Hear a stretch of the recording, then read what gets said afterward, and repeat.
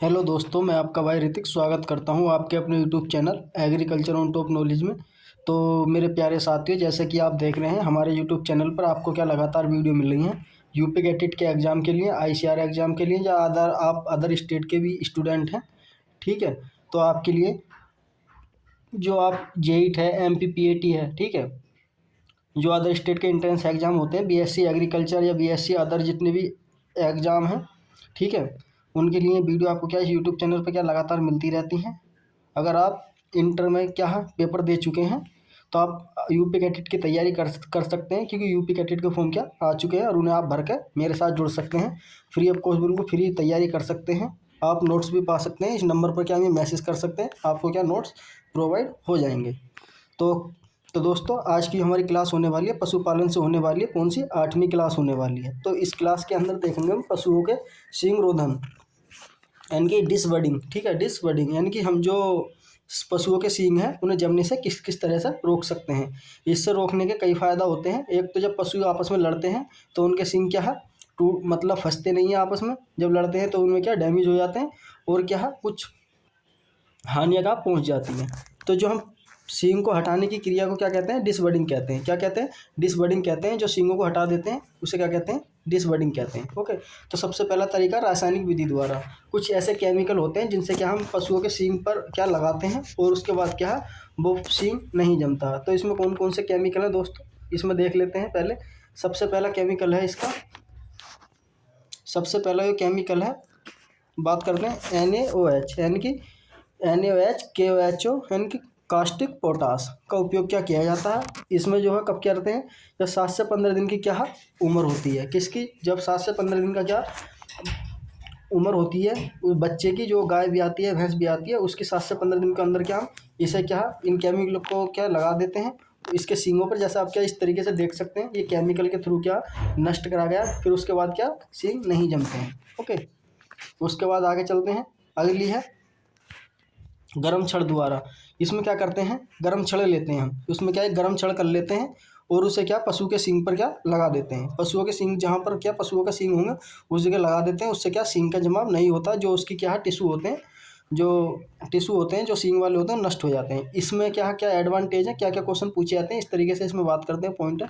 इससे क्या होता है कीड़े पड़ने का खतरा रहता है, यानी कि ये क्या है सुरक्षित विधि नहीं है। इससे ज़्यादातर क्या है गरम छड़ से क्या है कीड़े पड़ने का क्या खतरा रहता है, जहाँ पर क्या हम लगा देते हैं क्योंकि वहाँ खूब सारा घाव हो जाता है। ठीक है, यह सुरक्षित विधि नहीं मानी जाती। ओके, ग्रामीण क्षेत्रों में क्या लोग ज़्यादातर इसे क्या अपनाते हैं, यानी इसे ग्रामीण के क्षेत्र हैं उनमें क्या ज़्यादा अपनाई जाती है, इसलिए क्या है सुटेबल नहीं है। ठीक है, अगर आपको यूपी बोर्ड में भी पूछता है तो आप क्या इस तरीके से लिख सकते हैं। ठीक है, आपसे पूछेगा कि ऐसी कौन सी विधि है जिससे क्या है कीड़े पड़ने का खतरा रहता है, तो गर्म छड़ द्वारा। ठीक है, आपसे ऑप्शन में 4 ऑप्शन दे सकता है, इस तरीके से पूछेगा क्वेश्चन। ओके, उसके बाद बात करते हैं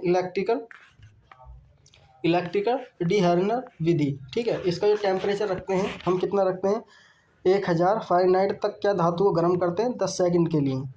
10 सेकंड तक क्या करते हैं सींग के स्थान पर क्या लगा देते हैं। जो हमारा क्या सींग होता है उस पर क्या 10 सेकंड के लिए लगा के रखते हैं, जिससे क्या है उसकी जो टिश्यू सेल होती हैं वो क्या नष्ट हो जाती है सींग वाली। ठीक, इसे क्या है कलिंग भी कहा जाता है। इसे क्या क्या जाता है, कलिंग भी कहा जाता है। ओके, ये कुछ इस तरीके का क्या यंत्र होता है, इस तरीके का क्या यंत्र होता है। ये जो यंत्र है इसे क्या हम गर्म करते हैं, गर्म करने के बाद अपने जो पशु होते हैं उनके क्या सींग पर लगा देते हैं। ओके, उसके बाद आगे चलते हैं। अगली विधि है कौन सी, इलाइजीरेटर, यानी कि रबड़ बैंड विधि। इसमें क्या होता है पशुओं के सींग होते हैं उसमें क्या हम रबड़ क्या पहना देते हैं, जिससे क्या है उनके सींग रुकने से जम जाते हैं, यानी कि एक अच्छी विधि भी मानी जाती है। यह भेड़ व बकरी में क्या अपनाई जाती है। आपसे पूछेगा कि सबसे ज़्यादा अपनाई जाने वाली भेड़ और बकरी में जो सींग रोकने का काम करती है वो कौन सी विधि है, तो आपको ये क्या इरेजर रेट या रबड़ बैंड विधि है, उससे क्या रोक सकते हैं। इसकी जो सींगों की लंबाई होती है 10 सेंटीमीटर के सींग होते हैं, उनमें क्या कर सकते हैं इसे क्या रबड़ बैंड में क्या लगाया जाता है। कब करते हैं, जब 3 से 4 सप्ताह के सींग किया जाता है। जब क्या 3 से 4 सप्ताह के सींग होते हैं तब उसके लिए क्या किया जाता है। ओके, उसके बाद आगे चलते हैं। अगली विधि है 5वीं विधि है आरी विधि। जो ये बड़े सींग वाले व अधिक उम्र के पशुओं में क्या की जाती है। जब क्या है बड़े सींग हो जाते हैं और जो क्या है ज़्यादा उम्र के पशु हो जाते हैं, जैसे कि ये गाय देख रहे हैं आप, इसमें क्या है ये व्यक्ति सींग इसके क्या काट रहा है, किसके थ्रू, आरी के थ्रू। ठीक है, आरी के द्वारा क्या है इनके क्या काट रहा है।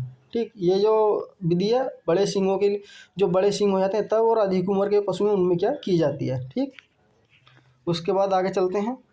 अब देख लेते हैं पशुओं को चिन्हित करने के तरीके, यानी कि पशुओं को चिन्हित करने के तरीके क्या क्या हैं। देखो पशुओं को चिन्हित हम क्यों करते हैं, सबसे पहले आप ये समझो।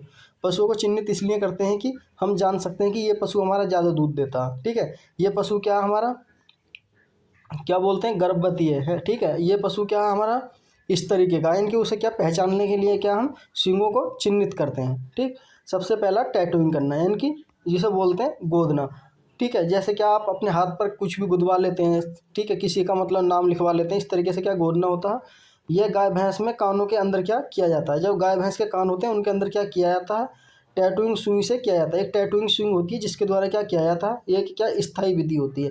कैसी विधि होती है, परमानेंट विधि होती है, यानी कि स्थायी से क्या हम मिटा नहीं सकते। ओके, यह 7 से 15 दिन की उम्र होती है पशु की, तब क्या की जाती है। ठीक, इसके ये पॉइंट है, इंपॉर्टेंट है, आप इन्हें पढ़ लेना। ओके, उसके इसमें क्या पूछेगा आपसे, या तो ये पूछेगा कि टैटूइंग किस तरीके की विधि है, अस्थायी विधि है या स्थायी विधि है। तो आपको पता होगा टैटूइंग जो है स्थायी विधि है। इस तरीके का क्वेश्चन क्या पूछेगा इसमें से। ओके, देखो ज़्यादा पॉइंट नहीं है, ज़्यादा बड़े पॉइंट नहीं है, इसलिए आप क्या याद कर सकते हैं, ये आप क्या देख सकते हैं कुछ इस तरीके से। ये क्या नंबर हम क्या कोई भी डाल सकते हैं, यानी कि E A डाल सकते हैं या 22, या मतलब कोई भी जो तुम्हें अच्छा नंबर लगे उसे क्या आप लिख सकते हैं इस तरीके से। ठीक, उसके बाद बात करते हैं आगे। दूसरा है ब्रीडिंग, यानी कि दागना, जिसे बोलते हैं दागना। ये क्या है, एक प्राचीनतम विधि है, यानी कि सबसे पुरानी विधि है। और गाय और भैंस में क्या ये ज़्यादातर उपयोग की जाती है। गर्म लोहे की छड़ होती है, उस पर क्या पीठ पर निशान लगाया बनाया जाता है। उसकी जो पीठ होती है पशु की, उस पर क्या निशान बनाया जाता है। यह भी क्या है, एक स्थायी विधि है। ये भी एक कैसी है, स्थायी विधि है। ओके, आप इस फोटो में देख सकते हैं इस तरीके से कोई भी नंबर होगा। ठीक है, हम उस छड़ को गर्म करेंगे, फिर उसके जो पशु है उसके क्या बाल हटा देंगे, बाल हटाने के बाद क्या इस तरीके से हम क्या लगा देंगे। ठीक, उसके बाद आगे चलते हैं। अगली विधि है नंबर 3 पर है, कौन सी हमारी, ईयर नोटिंग, यानी कि कान काटना। ठीक है, यह विधि क्या है, सुअर और भेड़ में क्या उपयोग की जाती है। यह विधि किस में ज़्यादातर उपयोग की जाती है, सुअर और भेड़ में उपयोग की जाती है। कान का क्या चीरा लगाया जाता है, कान में क्या चीरा लगाया जाता है, वो किस आकार का होगा, बी और चौकोर आकार का क्या काटे जाते हैं, बी करके क्या चौकोर आकार का काटा जाता है। ठीक, ठीक है, आपसे पूछेगा कि जो कान काटना है या ये नोटिंग है वो किसके अंदर की जाती है, सुअर के अंदर क्या की जाती है, बी आकार के क्या उसमें हम काटते हैं। जैसे कि आप इस डायग्राम में क्या देख सकते हैं, ये कुछ क्या है बी आकार की तरह क्या बना रखा है। ओके, उसके बाद बात चलते हैं आगे, अगली देख लेते हैं 4 पर, कौन सी है, 4 है, इनकी पेंटिंग यानी कि रंग लगाना। यह विधि भेड़ों में बकरी में क्या उपयोग की जाती है, भेड़ और बकरियों में क्या उपयोग की जाती है। प्रजनन की पहचान करने के लिए क्या ज़्यादातर इसमें क्या भेड़ बकरियों में की जाती है। पीठ पर रंग लगाया जाता है, जो पीठ होती है उस पर क्या रंग लगाया जाता है। उनकी गुणवत्ता, इससे क्या होता है उनकी गुणवत्ता क्या खराब हो जाती है। और यह अस्थायी विधि है, यानी कि जैसे हम क्या भेड़ के क्या बाल काटेंगे, ठीक है, जैसे हमने क्या इस तरीके से पेंट कर दिया इस भेड़ के अंदर। ठीक, कुछ टाइम के बाद जैसे हम भेड़ के बाल काटेंगे तो क्या हट जाएगी। ठीक, तो ये कैसी है, एक अस्थायी विधि है। इससे क्या उनकी गुणवत्ता खराब हो जाती है, क्योंकि उस पर कलर लग जाता है, इसलिए ये क्या है एक अच्छी विधि नहीं मानी जाती। ठीक, उसके बाद है अगली टैटिंग या रिंग छल्ला विधि। ठीक, यह मुर्गियों में क्या की जाती है, जो हमारे पक्षी होते हैं ज़्यादातर उनमें की जाती है। ईयर टैगिंग, या ईयर टैगिंग पशुओं में कान में क्या लगाए जाते हैं। जैसे आपने देखा होगा आपके गाँव में क्या ज़्यादातर जो पशु होते हैं उनके कानों में क्या टैग लगे हुए होते हैं। ठीक है, उस तरीके के ये क्या होता है, गर्दन पैर पीठ आदि ABS यानी कि प्लास्टिक के छल्ले क्या बने हुए होते हैं। इनकी A आकार के हो सकते हैं, B आकार के होते हैं, S आकार के क्या हो सकते हैं, इस तरीके के छल्ले। ये आप क्या देख सकते हैं, इनके क्या ये छल्ले या तो पैर में लगा दिए जाते हैं या गले में क्या पहना दिए जाते हैं, जिससे कि क्या ये उड़ नहीं सकते हैं। मतलब कई सारी चीज़ें क्या की जाती हैं। ओके, उसके बाद आगे चलते हैं। तो दोस्तों ये क्लास क्या है, इस क्लास के अंदर हमने क्या 2 चीज़ समझी, कौन कौन सी, पशुओं को चिन्हित करने की विधि। ठीक है, कौन सी पशुओं को चिन्हित करने की विधि, और क्या पशुओं का अगली विधि थी पशुओं को सींग रोधन की विधि। यानी कि हमने इसकी वीडियो के अंदर 2 विधि समझी। तो दोस्तों छोटी छोटी वीडियो इसलिए बनाता हूँ मैं आपके लिए कि आपको क्या अच्छी तरह से समझ में आए, आप क्या बोर ना हो। तो दोस्तों अगर आपको ये वीडियो अच्छी लगी हो तो लाइक करें, कमेंट करके बताएं। अगर आपको कोई भी डाउट हो तो आप ये कमेंट में पूछ सकते हैं। अगर आपको ये PDF चाहिए तो इस नंबर पर क्या ये मैसेज करें व्हाट्सएप पर। ठीक है, आपको फ्री ऑफ कॉस्ट क्या ये PDF आपको क्या मिल जाएगी। तो दोस्तों मिलते हैं अगली क्लास में, तब तक के लिए हमें इजाज़त दें। मस्त रहें, स्वस्थ रहें, धन्यवाद।